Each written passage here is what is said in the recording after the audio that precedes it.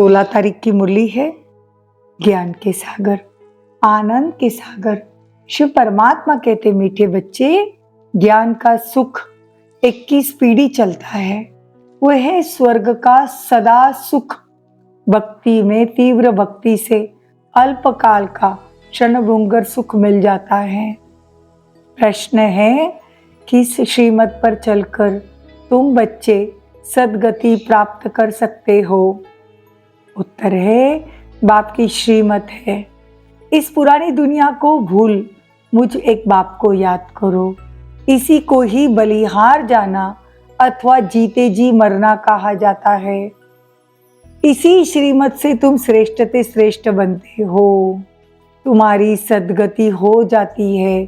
साकार मनुष्य की सद्गति नहीं कर सकते, बाप ही सबका सद्गति दाता है।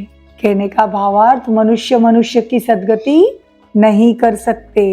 गीत है ओम नमो शिवाय, ओम शांति। बच्चों ने गीत सुना, गाया जाता है ऊंचे ते ऊंचा भगवान। अब भगवान का नाम तो मनुष्य मात्र नहीं जानते, भक्त भगवान को नहीं जानते जब तक कि भगवान आकर भक्तों को अपनी पहचान न दे। ये तो समझाया गया है। ज्ञान और भक्ति, सत्युग त्रेता में है ज्ञान की प्रारब्ध और द्वापर कलयुग में है भक्ति। तो बाप कहते हैं ज्ञान का सुख 21 पीढ़ी चलता है, वो है स्वर्ग। नरक का अल्पकाल का क्षणभंगुर सुख रहता है।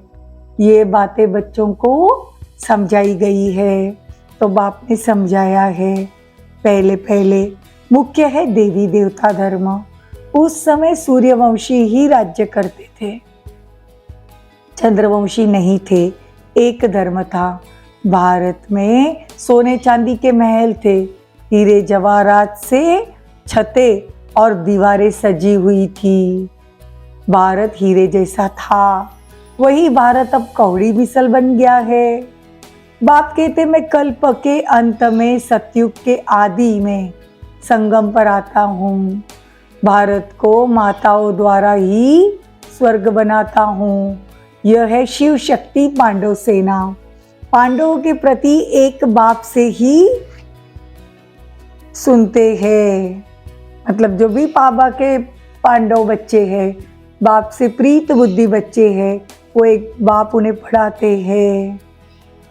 अभी बाप आकर सबको भक्ति का फल देते हैं, जिससे तुम सद्गति में जाते हो। सद्गति दाता सबका बाप एक है।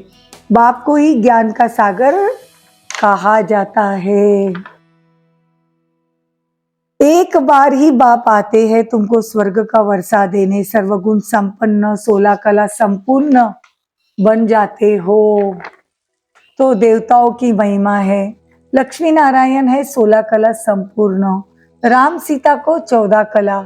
यह पढ़ाई है, यह कोई कॉमन सत्संग नहीं। सत्य है ही एक बाप। यह है ही पतित दुनिया।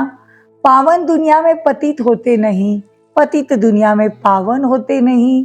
पावन बनाने वाला एक बाप है। आत्मा कहती है शिवाय नमः। अब तुम बच्चों को बाप त्रिकालदर्शी बनाते हैं। सब आत्माएं जहाँ रहती है वह है निर्वाण धाम, स्वीट होम। मुक्ति को भी सभी याद करते हैं। स्वर्ग में सिर्फ भारत ही था, फिर भी भारत ही रहेगा। अभी तो भारत कंगाल बन गया है, पैसे के लिए भीख मांगता है। भारत हीरे जैसा था, अब कौड़ी मिसल है। शिव बाबा ने ही आकर कहा, नारी स्वर्ग का द्वार है। ये स्वर्ग का राज्य दिलाने वाली है, जिसको ही वर्ल्ड ऑलमाइटी अथॉरिटी राज्य कहते हैं। तुम शक्तियों ने स्वराज्य स्थापन किया था। बाबा कहते हैं कि देखो आदिदेव या दोनों बैठी है ना तपस्या करने, तो तुम तपस्या करते हो। सतयुग में जाने के लिए हम आत्माएं तपस्या करते हैं। यह साइंस बुद्धि का चमत्कार है।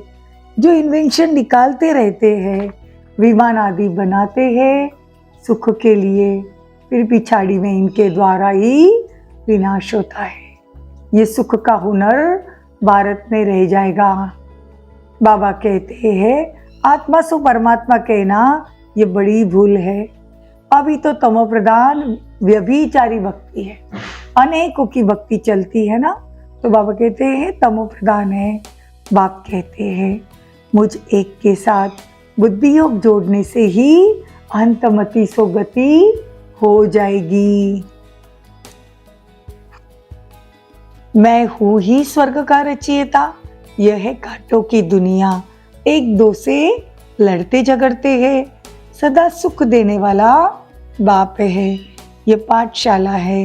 एम ऑब्जेक्ट भी बाप बतलाते हैं। कहते तुमको स्वर्ग के सुख का वर्षा मिलेगा, बाकी सब मुक्ति धाम में चले जाएंगे। बाप तुमको पढ़ाकर मनुष्य से देवता बनाते हैं। फिर जितना जो पढ़ेंगे तो कोई राजा बनेंगे, कोई प्रजा बनेंगे। सूर्यवंशी डिनाइस्टी है ना, सतयुग में सूर्यवंशी थे तो और कोई थे नहीं।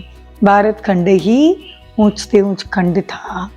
बाप ही आकर भ्रष्टाचारी को श्रेष्ठाचारी बना रहे हैं इन माताओं द्वारा। तीनों को बाप वंदे मातरम कहते हैं। बाप का यह फरमान है। बाप आत्माओं को समझाते हैं, तुम इन कानों से सुनते हो। शिव बाबा इन ऑर्गन्स द्वारा मतलब ब्रह्मा के तन द्वारा समझाते हैं। वह है ज्ञान का सागर। यह कोई साधु संत महात्मा नहीं है, परमात्मा है। अच्छा, मीठे मीठे सिकिलदे बच्चों प्रति माता पिता बाप दादा का याद प्यार और गुड मॉर्निंग। रूहानी बाप की रूहानी बच्चों को नमस्ते। हम रूहानी बच्चों की रूहानी माता पिता बाप दादा को याद प्यार गुड मॉर्निंग, नमस्ते, थैंक यू, बहुत बहुत शुक्रिया। धारणा के लिए मुख्य सार। बाप पर पूरा बलिहार जाना है। देह का अहंकार छोड़ योग अग्नि से विकर्म विनाश करने हैं। एम ऑब्जेक्ट को बुद्धि में रखकर पढ़ाई करनी है। बने बनाए ड्रामा को बुद्धि में रखकर स्वदर्शन चक्रधारी बनना है।